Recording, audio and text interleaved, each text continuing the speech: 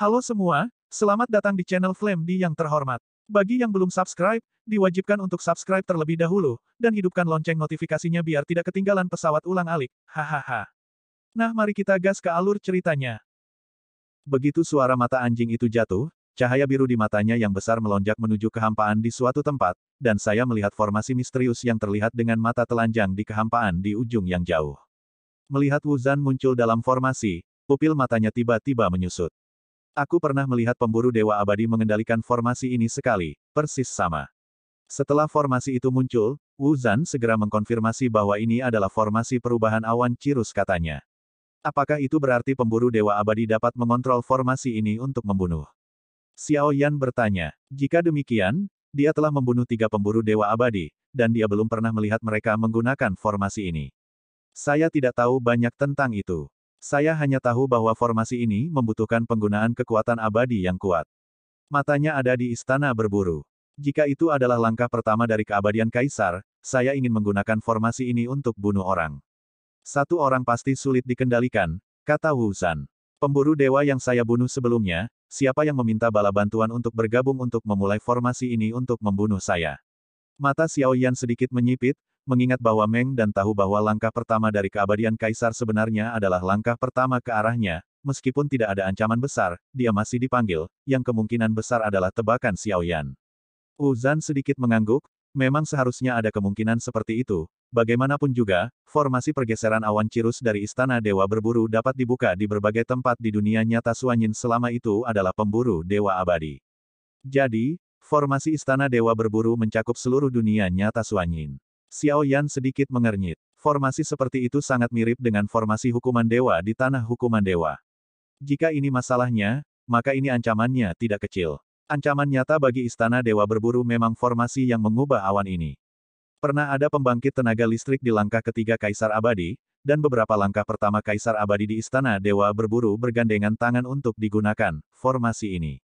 Pemusnahannya, Wu Zhan berkata dengan sungguh-sungguh, mampu melenyapkan pembangkit tenaga listrik langkah ketiga sudah cukup untuk menunjukkan betapa kuatnya formasi ini.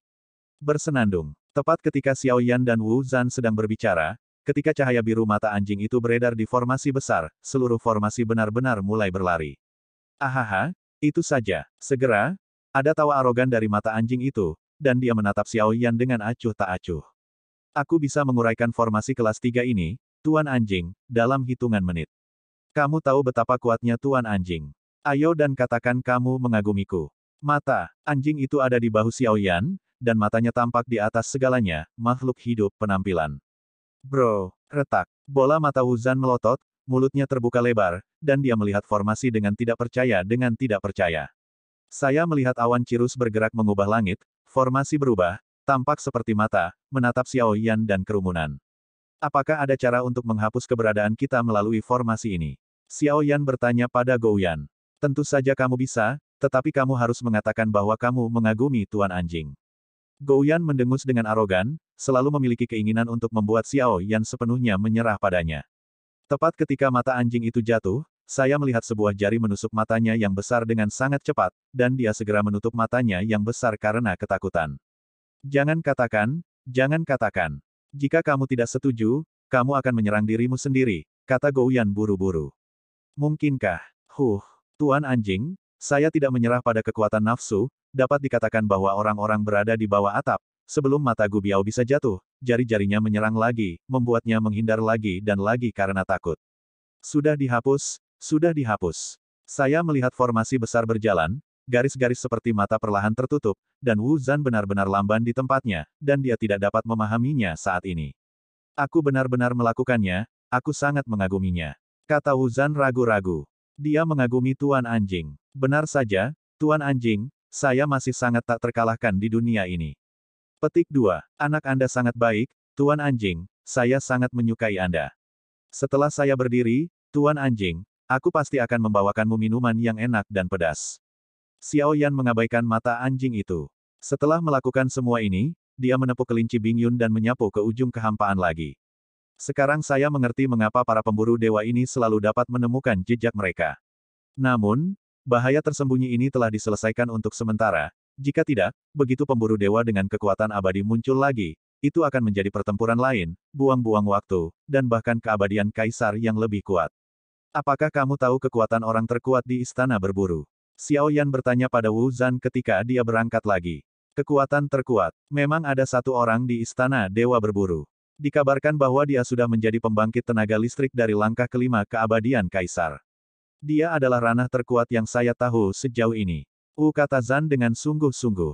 Apakah orang ini tuan istana-istana dewa berburu? Tanya Xiao Yan. Zhan menggelengkan kepalanya setelah mendengar ini, dan ekspresi aneh muncul di wajahnya. Aneh untuk mengatakannya. Dikabarkan bahwa kekuatan penguasa istana-istana dewa berburu tidak kuat. Kekuatan sebenarnya adalah 8 abadi yang mengikutinya, yang satu lebih kuat dari yang lain. Suanyin benar-benar kuat. Di dunia, orang terkuat hanya mencapai langkah kelima dari keabadian kaisar. Xiao Yan belum membersihkan ranah keabadian kaisar, tetapi keberadaan avatar Yuan Shen juga memungkinkan Xiao Yan untuk mengetahuinya beberapa hal tentang keabadian kaisar sebelumnya. Dahulu kala, ada perang besar yang mengejutkan dunia nyata Suanyin. Saya ingin tahu apakah Anda mengenal Permaisuri. Dia pernah menjadi yang terkuat di dunia nyata Suanyin, dan dikatakan bahwa dia telah menerobos langkah ke-9 dari keabadian kaisar, dan bahkan bergerak menuju alam yang lebih tinggi. Tetapi sayangnya, ada beberapa perubahan yang tidak saya ketahui dengan baik, dan itu sekuat Permaisuri yang telah jatuh. Dan sejak jatuhnya Permaisuri, tampaknya dunia nyata Suanyin seperti dikutuk dan dilarang, kekuatan abadi yang dapat diserap sangat terbatas, dan terobosan secara alami jauh. Dikatakan bahwa seseorang mengambil roh dunia di dunia nyata Suanyin, dan kekuatan keabadian meninggal, dan saya juga dapat melihat bahwa kekuatan keabadian di dunia nyata Suanyin semakin tipis, dan lebih kurus. Untuk beberapa alasan, saya selalu merasa bahwa akan ada peristiwa besar di dunia nyata Suanyin tidak lama lagi. Zhan berkata perlahan, persepsinya tidak keluar begitu saja. Setelah menjadi abadi, itu adalah makhluk yang dikenali oleh dunia, dengan koneksi halus dengan dunia, yaitu, ia dapat memperoleh wawasan tentang sesuatu atau apa yang akan terjadi. Xiao Yan terdiam, karena perasaan Wu Zhan kemungkinan besar terkait dengannya. Jadi yang terkuat dari dunia nyata Suanyin adalah langkah kelima dari keabadian kaisar. Gumam Xiao Yan. Yang saya tahu adalah langkah kelima, tetapi dikabarkan bahwa ada banyak monster tua yang kuat yang tersembunyi di bintang hujan. Kekuatan spesifiknya tidak diketahui, tetapi itu membuat istana dewa pemburu tidak berani mendekatinya dengan mudah, yang dapat membuat Hunting God Palace cemburu, mungkin ada yang lebih kuat di antara mereka.